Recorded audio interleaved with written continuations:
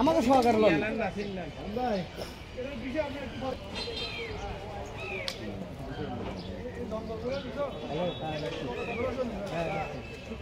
আমরা দেখতে পাচ্ছি যে জঙ্গল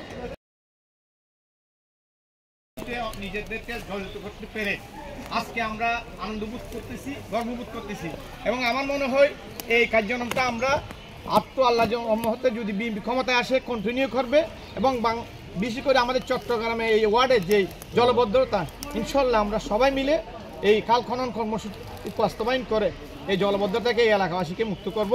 আর এলাকাবাসীর প্রতি আমাদের উদাত্ত আহ্বান থাকবে এই 38 নম্বর ওয়ার্ড বিএনপির পক্ষ থেকে, আপনারা এই খাল আপনাদের, এই খাল আমাদের সবার, এটা একটা জাতীয় সম্পদ, আপনারা এটা রক্ষা করেন। আমরা কেউ অবৈধভাবে দখল করব না এবং অবৈধ স্থাপনা নির্মাণ করব না এবং আমরা যদি করে থাকি এটা আমরা নিজ উদ্যোগে ছেড়ে দেব।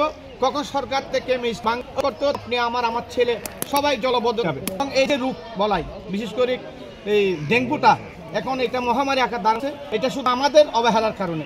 আমরা যদি এই খালকে বদ্ধ না করে এই পানি চলাচলের ব্যবস্থা রাখি ইনশাল্লাহ রোগ বলায় অর্ধেকে নেবে আসবে এবং আমরা যারা খালের পাশের বাসী তারা যেন খালের ময়লাগুলো যেন খালে না ফেলে আপনাদেরকে বারবার আমরা অনুরোধ করছি, আপনারা নির্দিষ্ট স্থান রাখেন, আপনাদের সামনে কোথাও রাখেন।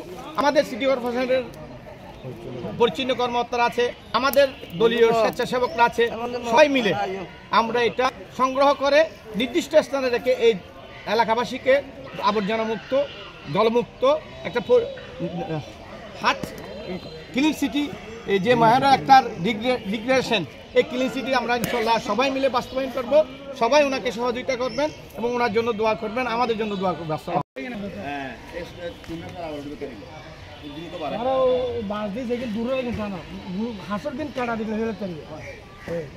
আমি তো দূরে কিন্তু আনে হাসো করে দিন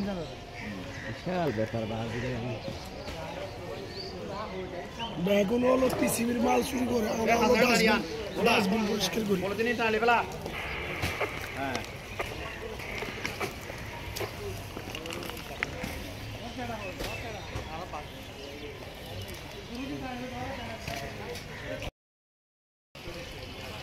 আচ্ছা ফাটা দিল এখনই ফাটা দিয়ে এখন খালো কাজ করতো আরে বিভিন্ন সাংবাদিক এসে মানুষ বেগুন ফালো লাগায় অনেক ব্যবস্থা করি, চিন্তা না করি, টেনশন না করি।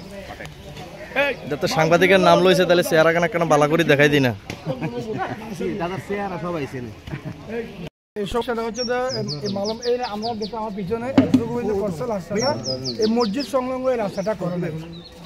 এটা কি জন্য করে না আমি সেটা জানি না, কিন্তু এটার সাথে একটা সংশ্লিষ্ট যোগাযোগ রাস্তা। এটা আরেকটা সবচেয়ে গুরুত্বপূর্ণ বিষয় হচ্ছে যে হাজী শেখ আব্দুল আলিম মালুম জামে মসজিদ, এই মসজিদের যাতায়াত হাজার হাজার মুসল্লিরা যাতায়াত করতেছে। সবার আগে আমার মনে হয় এটাই করার দরকার ছিল, কিন্তু এদিকে না করে এদিকে ঘুরে নিয়ে গেছে রাস্তা।